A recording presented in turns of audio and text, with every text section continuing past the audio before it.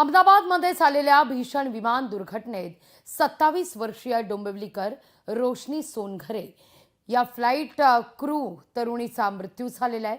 तिच्या निधनानं कुटुंबियांसह संपूर्ण डोंबिवलीत शोककळा पसरली आहे। आढावा घेतलाय आपले प्रतिनिधी अशोक कांबळे यांनी। काल दुपारी अहमदाबाद येथे मोठा विमान अपघात झाला आणि ह्या अपघातामध्ये अनेक निष्पाप जणांचे बळी गेले।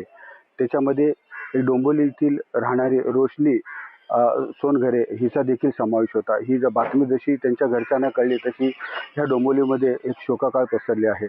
आणि आपण आता बघू शकता, आपण डोंबिवलीतील तिच्या निवासस्थानी आहोत। आता तिच्या मामाने आपल्याला माहिती अशी दिलेली आहे की ती फार जिद्दी होती, तिला जे करायचं ती करायची आणि आमच्याबरोबर आमच्या हातावर खांद्यावरती खेळलेली आहे। तिला आम्ही लहानाचं मोठं केलेलं आहे आणि खूप स्वभावाने चांगली होती ती।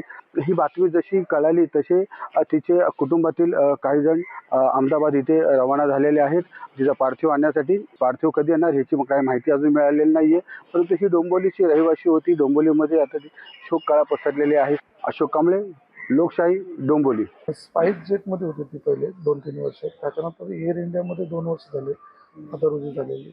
2 दिवसापूर्वी ती गावी आलेली आणि 2 दिवसापूर्वी गावी येऊन गावचं आमचे कुलदैवत असेल किंवा सगळ्यांना आजी आजोबा तिकडचे आई बाबा सगळ्यांना भेटणं वगैरे झालं तिथे 2 दिवसापूर्वी गावी आलेली। त्याच्यानंतर ती इकडे आल्यानंतर लगेचच तिला तिकडची फ्लाईट मिळाली लंडनला जायची।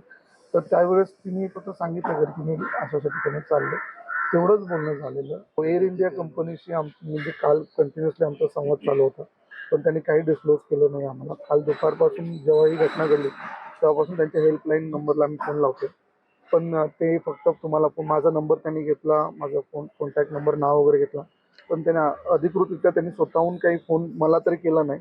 मे बी तिकडे आता तिचे वडील गेलेत, भाऊ गेले, तर तिकडे त्यांना मे बी सांगितलं असेल। लोकशाही मराठी ऐका, पहा, जागरूक रहा।